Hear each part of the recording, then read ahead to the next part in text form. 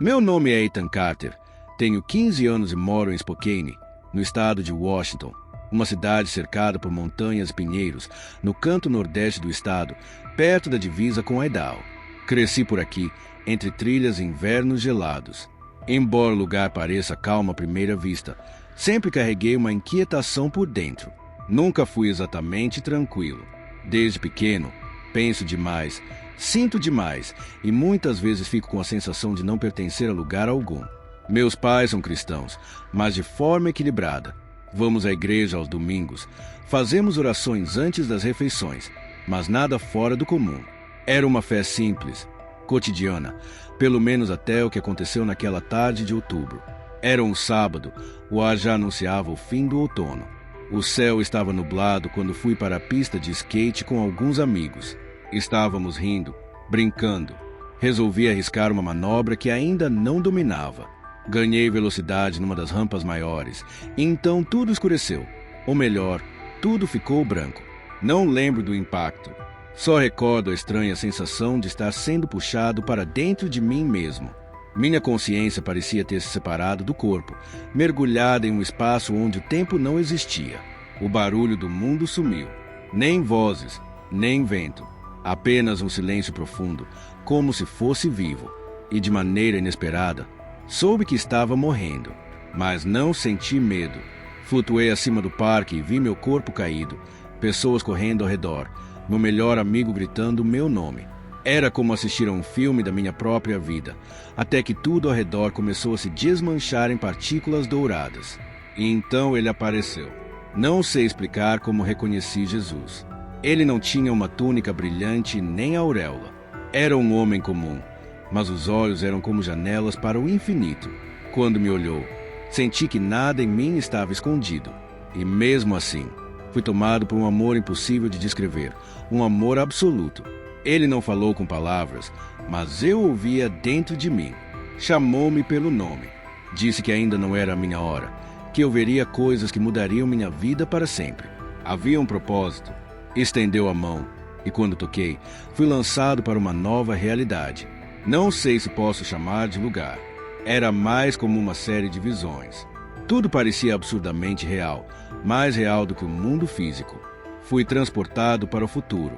Vi a terra ainda reconhecível, mas diferente. O céu tinha um brilho metálico, o ar parecia carregado de algo artificial. As árvores eram raras, os carros todos elétricos deslizavam em silêncio. As cidades eram organizadas, limpas mas frias.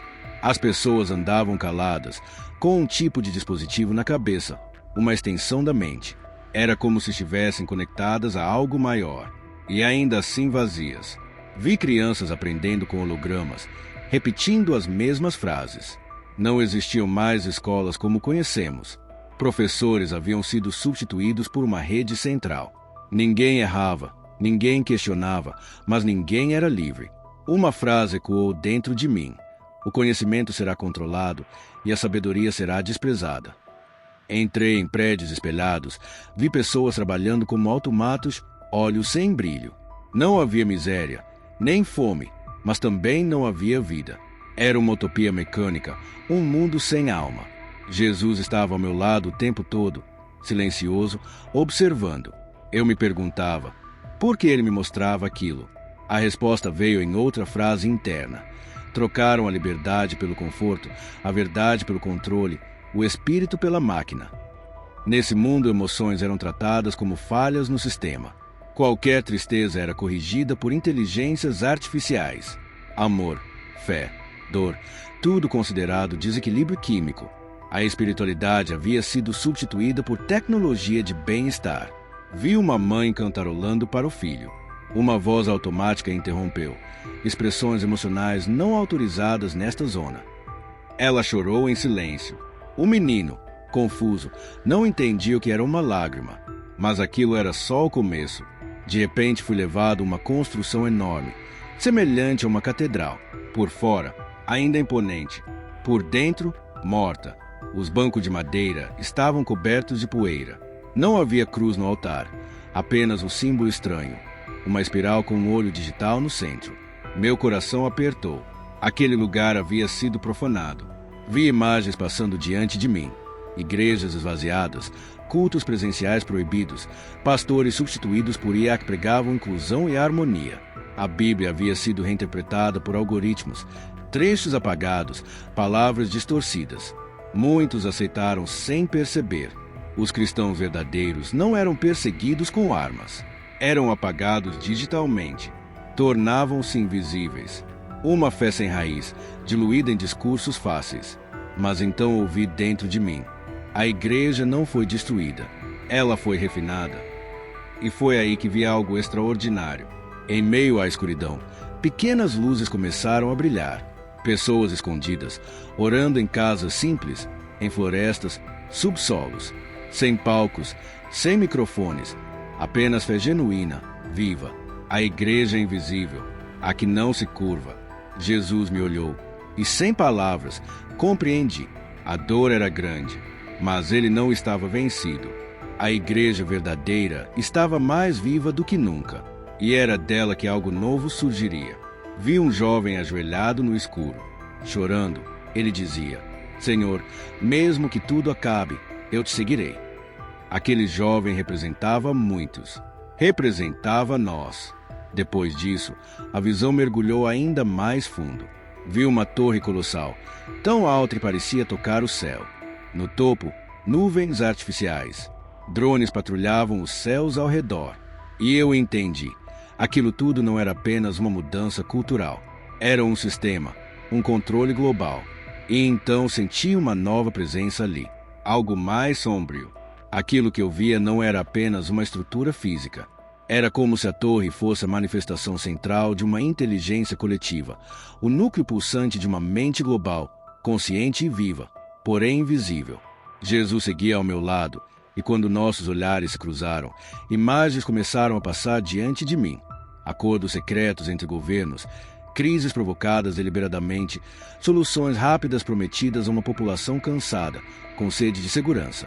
Tudo se encaixava. A humanidade havia trocado a liberdade pela promessa de estabilidade. Ninguém era forçado, todos estavam condicionados.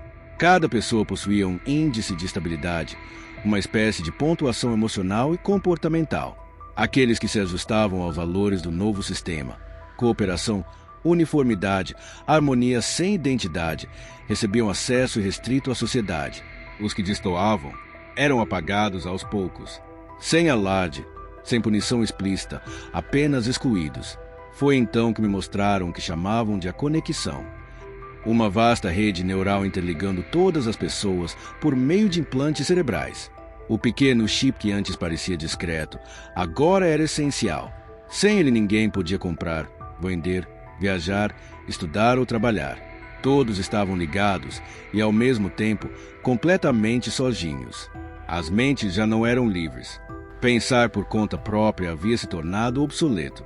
A autonomia era apenas uma lembrança. E então vi algo ainda mais perturbador, um conselho governante. Seres híbridos, metade humanos, metade máquinas, sem rosto, sem expressão. Eles decidiam o que era verdadeiro, o que podia ser lembrado e o que devia ser esquecido. A história estava sendo reprogramada, minuto a minuto. Tradições, culturas, religiões, memórias, tudo era diluído em uma maré de dados impessoais. A espiritualidade, agora substituída por uma ética artificial, não vinha do coração, mas de códigos. Vi crianças recitando frases como: sou parte do todo e o todo decide por mim. Não existia mais eu. Apenas um nós automatizado, sem alma, sem voz. Em pensamento perguntei a Jesus: como deixamos isso acontecer? A resposta veio como uma brisa que queima. Eles trocaram o livre-arbítrio pela segurança, mas o amor não pode ser imposto. Senti uma dor profunda. O domínio não era apenas tecnológico, era espiritual. Aquilo era o reflexo de uma humanidade que escolheu venerar sua própria criação em vez do Criador. E mesmo ali no centro daquele cenário distópico, uma chama de esperança começou a se acender. Jesus então me levou além da paisagem artificial. Caminhamos juntos por aquele mundo controlado até que, num piscar de olhos, o ambiente mudou. Estávamos em um deserto, árido, silencioso, mas com vida. Avistamos uma caverna escura e, dentro dela, um grupo de pessoas, homens, mulheres, jovens e idosos, todos ajoelhados, olhos fechados, orando com fervor. Ali não havia tecnologia, apenas fé. Uma fé crua, viva, que parecia eletrizar o ar. Alguns recitavam versículos da Bíblia de cor. Outros liam de folhas amassadas, escritas à mão. Uma garotinha, de uns 7 anos, abraçava uma velha Bíblia como se fosse o bem mais precioso do mundo. E talvez fosse. Naquele lugar senti a presença de Deus mais forte do que em qualquer igreja que já entrei. Ouvi alguém sussurrar: não somos os últimos, somos os primeiros. E então entendi. Aquela era a resistência. Não eram rebeldes, eram testemunhas. A verdadeira igreja. Aquela que sobrevive, mesmo sem templos ou palcos. Vi lares subterrâneos, comunidades secretas. Compartilhavam comida, palavras de esperança, orações em silêncio. Usavam olhares e músicas antigas para se comunicar. Não lutavam com armas. Lutavam com fidelidade, compaixão e fé. Vi adolescentes liderando grupos escondidos. Jovens pregando no meio da floresta, com lágrimas nos olhos. Pais ensinando seus filhos sobre Jesus à luz de velas, como se estivessem transmitindo um tesouro ancestral. Era fé sem produção, sem espetáculo, e paradoxalmente, mais poderosa do que qualquer tecnologia. Quando olhei para Jesus, ele sorria. E naquele sorriso, compreendi. O mal pode dominar sistemas, mas nunca pode sufocar o espírito humano quando ele pertence a Deus. Nenhum controle externo supera a verdade que habita dentro de uma alma rendida. E por mais que o mundo tente apagar a luz, uma única chama verdadeira pode acender milhares. Ouvi então uma última frase ecoar dentro de mim, como trovão em águas calmas. O remanescente é pequeno, mas é puro, e dele surgirá a nova aurora. Chorei, não de tristeza, mas de reverência, porque percebi que mesmo nos dias mais escuros, Deus nunca perde controle. E aqueles que o amam, ainda que escondidos, brilham na eternidade. Depois de presenciar a resistência, fui levado por Jesus a um novo lugar, ou melhor, um não lugar. Não havia chão, nem céu. Era como estar fora do tempo, flutuando em um espaço de pura luz. Tudo parecia ter sido desprogramado. Só restávamos nós dois. Foi então que ele me mostrou algo que ainda hoje me causa arrepios. Diante da humanidade, havia 2 trilhas. À esquerda, uma estrada larga e impecável, retilínea, artificialmente iluminada, decorada com imagens de um mundo perfeito.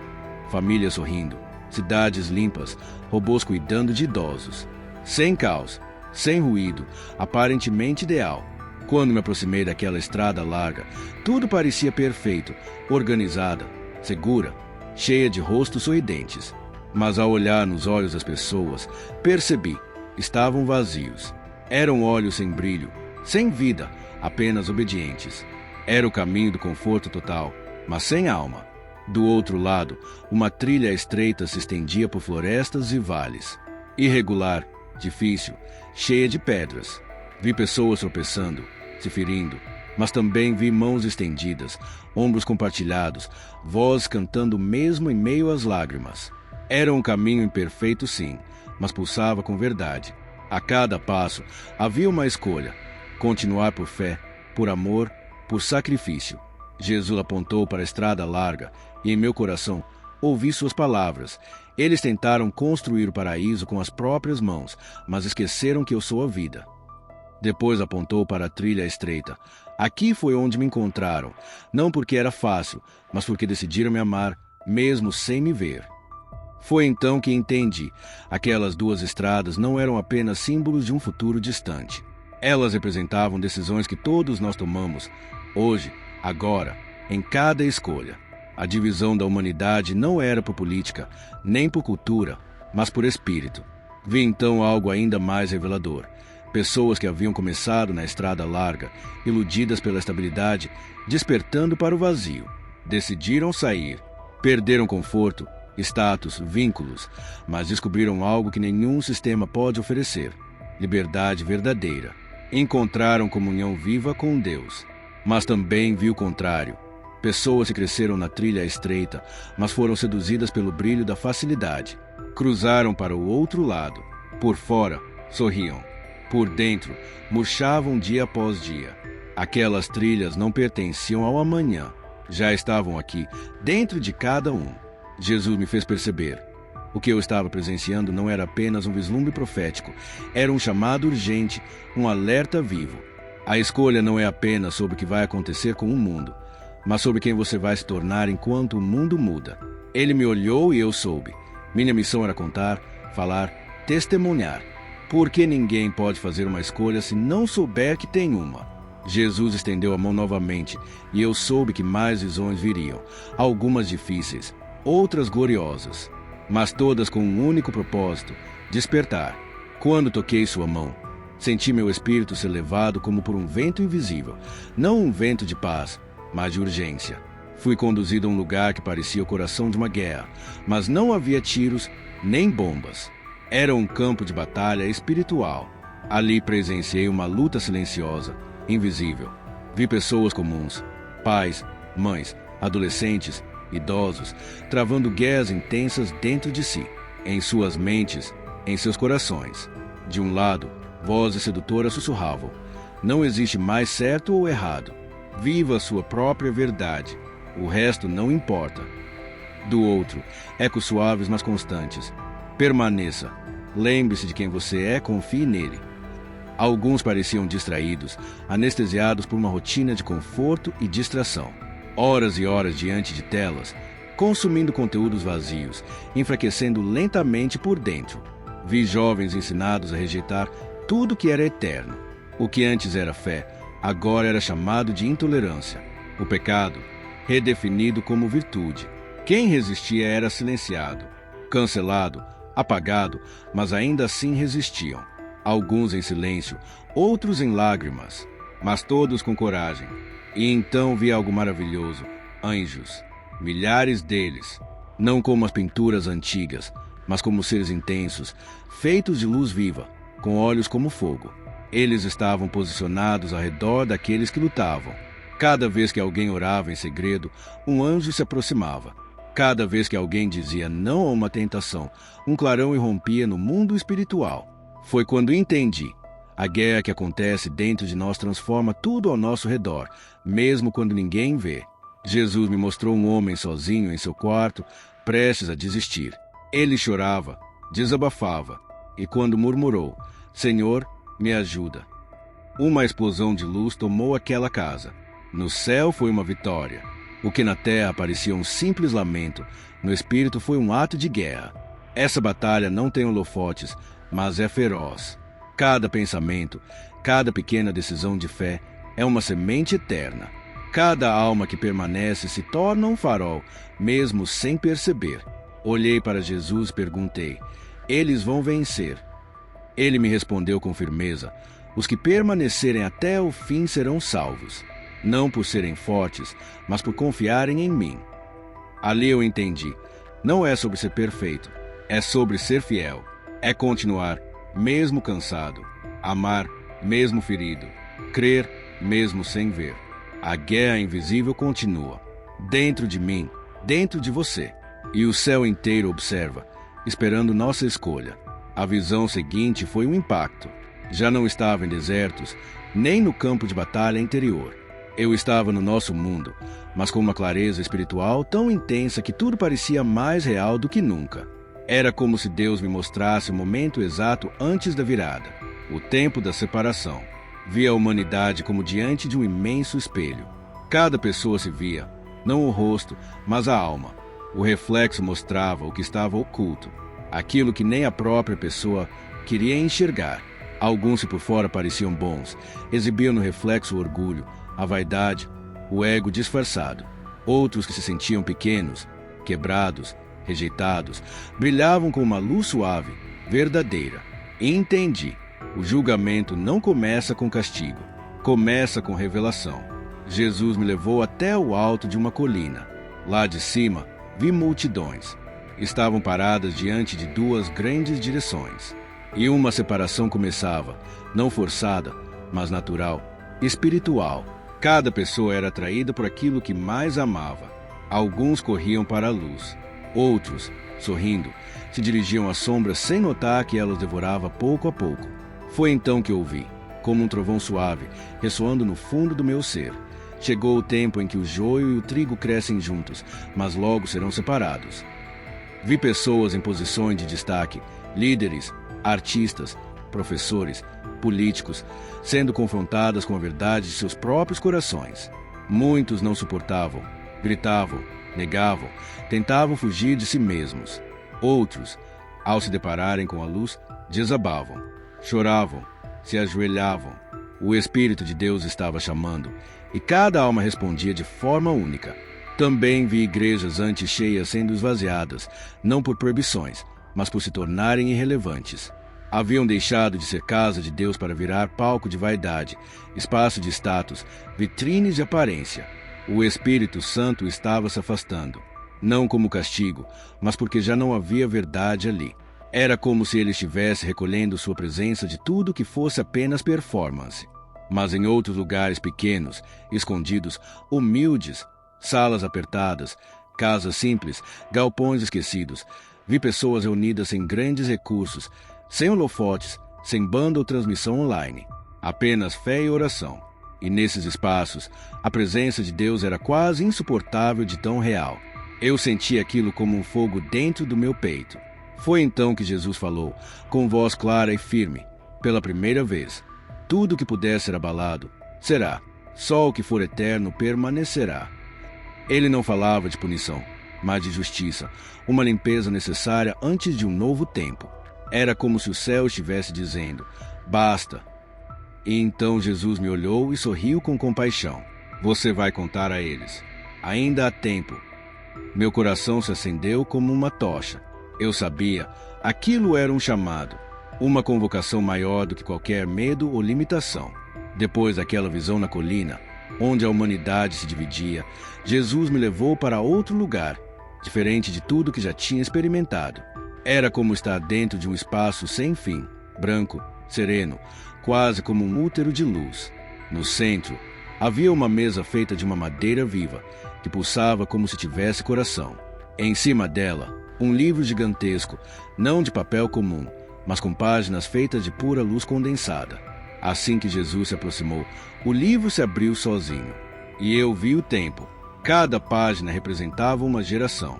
Vi nomes, datas, decisões. Vi Adão, vi Moisés, vi os profetas. Vi o nascimento de Cristo. Vi o sangue da cruz marcando uma nova era. Assisti a perseguições, reavivamentos, quedas, retornos. Mas de repente, as páginas começaram a girar mais rápido. Tornaram-se mais densas, mais carregadas. As palavras tremiam como se o universo inteiro estivesse segurando o fôlego. E então a página da minha geração. Fiquei paralisado. Vi rostos que eu conhecia, colegas de escola, pastores, influencers, cientistas, jovens como eu. Vi decisões sendo feitas todos os dias, calar ou falar, seguir ou recuar, negar ou confessar. Cada escolha tinha peso eterno. Então vi o meu nome. Estava escrito com letras de luz. E ao lado dele, uma frase que me atravessou por dentro, chamado para despertar antes que a trombeta soe. Olhei para Jesus. Ele não me cobrava nada, apenas confiava. Havia em seus olhos uma certeza que nem eu tinha sobre mim. Você é uma voz antes do fim. Não do fim do mundo, mas do fim da mentira, do silêncio, do ciclo. As últimas páginas do livro estavam em branco. Essas, disse ele, ainda estão sendo escritas. Mas havia imagens ocultas nelas, como marcas d'água, que mudavam de acordo com as escolhas humanas. E eu compreendi. O futuro não é uma sentença final. Ele responde à fé, ao arrependimento, à oração. Foi então que vi algo que nunca esquecerei. Um menino, cerca de 8 anos, em um quarto pequeno no meio de uma cidade barulhenta. Ele segurava um celular, escutando o louvor antigo. De repente, ajoelhou-se e disse com simplicidade: Jesus, eu não entendo tudo, mas eu quero te seguir. Naquele instante, uma nova linha de luz foi escrita no livro. Eterna, viva. Foi aí que eu entendi. Mesmo que tudo pareça perdido, cada alma que escolhe a luz reacende uma nova esperança. O livro do tempo está sendo escrito agora, e ele ainda está chamando. Senti meu espírito sendo puxado de volta, como se estivesse deixando aquele lugar eterno e retornando ao mundo físico. Mas antes de partir, Jesus me olhou com a seriedade de um pai que entrega o segredo ao filho. Colocou a mão sobre meu peito, e algo foi selado dentro de mim. Não era físico, era eterno. Você vai voltar, vai acordar, vai lembrar, vai falar. Meu coração explodiu por dentro. Eu não queria ir embora. Parte de mim desejava ficar naquela presença para sempre. Mas eu sabia, ainda havia uma missão neste mundo, antes que tudo se completasse. Em um piscar de olhos, fui lançado de volta, atravessando luz, som e consciência. Senti o frio da calçada, a dor no peito. Ouvi sirenes, vi meu amigo chorando, segurando meu rosto, gritando meu nome. Quando abri os olhos, o mundo parecia o mesmo, mas eu não era mais o mesmo. Desde então, tenho vivido com a sensação de carregar algo que não cabe em palavras. Tentei contar, alguns riram, outros me chamaram de doido, mas eu sei o que vi. O mais difícil é andar num mundo onde nada daquilo aconteceu ainda, mas já vibra dentro de mim como se fosse amanhã. Vejo sinais por toda parte, a tecnologia crescendo sem alma, as distrações, o desprezo pelo sagrado, a superficialidade até dentro das igrejas, fé trocada por fama, doutrina trocada por opinião, o espírito trocado por algoritmos. Mas também vejo os outros, aqueles que sentem o mesmo, que choram durante um louvor antigo, que sonham coisas estranhas, que sentem um vazio que nada preenche, que olham para o céu esperando algo ou alguém. Para quem ainda crê, mesmo sem entender, para quem ainda dobra os joelhos no quarto escuro, para quem se recusa a deixar a chama apagar, Jesus me disse: os que permanecerem até o fim, mesmo sem aplauso, mesmo rejeitados, serão luz. E Ele está voltando. Mas antes disso, coisas vão acontecer, coisas que já começaram. Essa não é uma mensagem de medo, é um chamado à esperança, um lembrete de que ainda existe um plano, de que Deus não perdeu o controle e de que você ainda pode escolher de que lado da história vai estar. Porque quando tudo balançar, e vai balançar, aqueles que estiverem firmes na rocha não serão derrubados. E talvez quando essa geração lembrar que existe um Deus que ainda fala com adolescentes, a última página do livro do tempo seja escrita com um final inesperado, glorioso. Eu sou Ethan Carter, e este não é apenas o fim, é o começo de algo eterno. Muito obrigado por assistir até aqui. Não se esqueça de se inscrever no canal e ativar as notificações para não perder nenhum testemunho. Nos vemos no próximo vídeo.